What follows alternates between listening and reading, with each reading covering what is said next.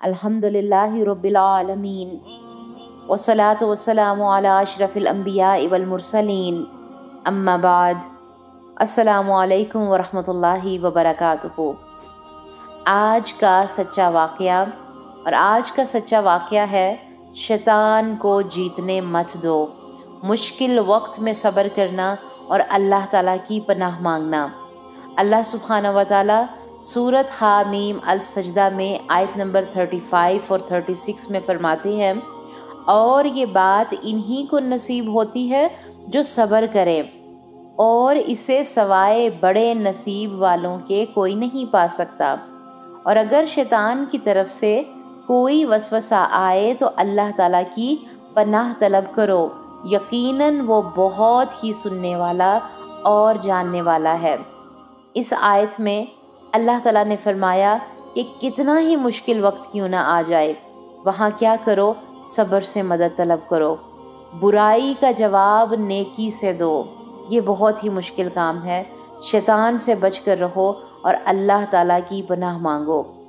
वाक़या कुछ यूँ है कि अबू हुरैरा रज़ी अल्लाह तआला अन्हुमा से रवायत है, जिसको इमाम अहमद ने मस्नद अहमद में लिखा है कि एक दफ़ा रसूलुल्लाह सल्लल्लाहु अलैहि वसल्लम और हज़रत अबू बकर सद्दीक़ रज़ी अल्लाह तआला अन्हुमा इकट्ठे तशरीफ़ ला रहे थे कि रास्ते में एक शख्स रसूलुल्लाह सल्लल्लाहु अलैहि वसल्लम की मौजूदगी में हज़रत अबू बकर सद्दीक़ को बुरा भला कहने लगा, गालियाँ देने लगा।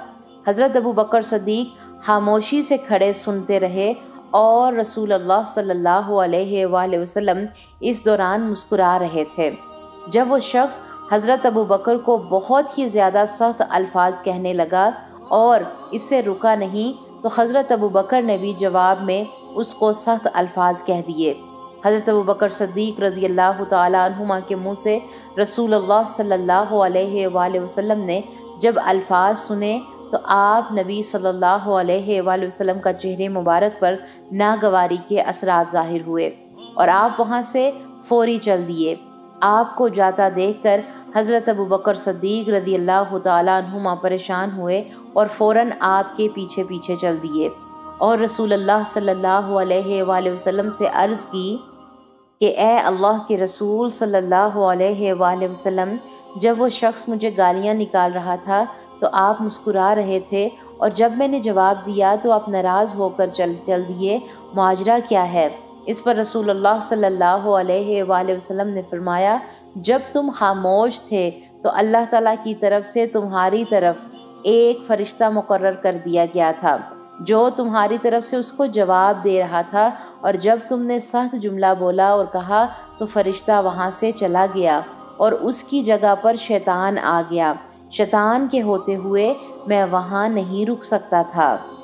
इस वाक़या में हमारे लिए अमल की बात क्या है कि हकीकत ये है कि जब इंसान नेकी करना चाहता है तो शैतान उसे कमज़ोर कर देता है।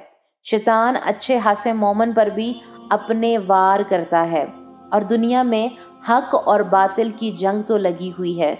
जब हक़ और बातिल की जंग चल रही होती है तो शैतान का सबसे बड़ा वार ये होता है कि हक़ बात कहने वाले को कहीं ना कहीं शर्मिंदा करवाया जाए, उसे गिराया जाए, उसके अमाल ज़ाया करवाए जाएं।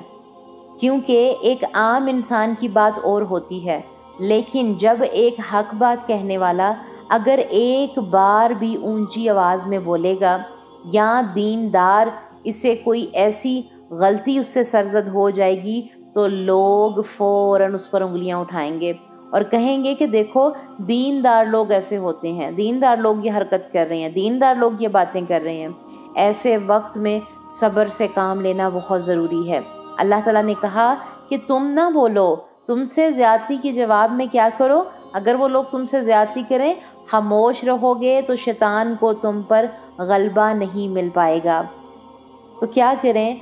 आप जब कुरान और सुन्नत के इल्म को सीखने की कोशिशों में हैं, इस सफ़र में हैं, अगर लोगों की तरफ से बातें सुनने को मिलती हैं, अगर कोई आपको कहता है कि नहीं तुम इस फ़लाँ शादी में क्यों नहीं आ रही, तुमने क्यों अपने ऊपर हिजाब पहनना शुरू कर दिया, तुम इस दुनिया को छोड़ के सिर्फ दीन वाली कैसे हो सकती हो, तो क्या करें? आपको इन सब बातों पे सब्र करना पड़ेगा।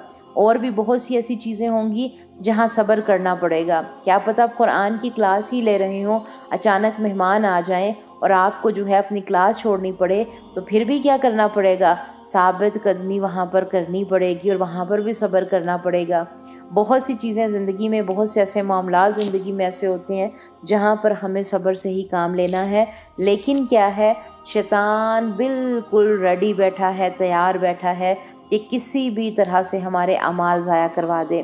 کوشش یہ کرنی ہے، محاسبہ کرنا ہے، اور ان واقعات کو پڑھنے کی ہمیں جو ہے ضرورت کیوں ہے کہ ہم اپنی اصلاح کر رہے ہیں۔ ان کی روشنی میں ہم اپنا جائزہ لے رہے ہیں کہ ہم میں جتنے بھی ایسی کوئی نہ کوئی چیزیں ہوں گی کہ جس سے اللہ تعالیٰ کی ناراضگی ہوتی ہے یا اللہ تعالیٰ کی طرف سے ہمارے لیے پیغامات ہیں، احکامات ہیں، تو ہم نے غور و فکر اور تزکیہ کے ساتھ انشاءاللہ اپنی زندگی کو بہتر بنانا ہے انشاءاللہ، تاکہ اللہ تعالیٰ سے ہم دعا بھی کریں کہ اللہ تعالیٰ ہمیں اس صف میں شامل فرمانا جس سے تو راضی ہوتا ہے، جن کے لیے تو نے جنت الفردوس جیسی نعمتیں عطا کی ہوئی ہیں۔ یا اللہ ہمیں بھی ان انعامات کو لینا ہے، اور ہم نے اس دنیا میں جو کہ ایک کمرہ امتحان ہے، یہاں ہم امتحان دینے آئے ہوئے ہیں، جہاں ہمارے ٹیسٹ ہوں گے، اس میں ہم نے کیا کرنا ہے؟ انشاءاللہ کوشش کرنی ہے اور اللہ سبحانہ و تعالیٰ کی رسی کو، احکامات کو پکڑتے ہوئے اور قرآن و سنت کو تھامتے ہوئے ان کی ہی روشنی میں اصلاح کرتے ہوئے اپنی زندگی کو اپنے آخری سفر تک لے کے جانا ہے انشاءاللہ۔ اللہ سبحانہ و تعالیٰ ہماری نیتوں کو قبول فرمائے اور ہمیں بہترین طریقے سے علم کو لینے والا اور اس پر عمل کرنے والا بنائے، آمین۔ سبحان ربک رب العزت عما یصفون وسلام علی المرسلین والحمد للہ رب العالمین۔ السلام علیکم ورحمۃ اللہ وبرکاتہ۔ وہ تمام ہمارے پیارے سسٹرز جنہوں نے ابھی تک ہمارے چینل کو سبسکرائب نہیں کیا ہے، وہ ہمارے چینل کو سبسکرائب ضرور کر دیں۔ کمنٹ باکس میں جا کر ہمیں اپنی رائے کا اظہار ضرور کیا کریں۔ اس سے کیا ہوتا ہے کہ ہماری پیچھے جتنی بھی ٹیم ہوتی ہے اس کو بہت خوشی ہوتی ہے، کام کرنے میں آسانی ہوتی ہے، اور اس سے ہم خود بھی موٹیویٹ ہوتے ہیں کام کو لے کے، چیزوں کو لے کے۔ اللہ تعالیٰ آپ سب کو جزائے خیر عطا فرمائے، آمین۔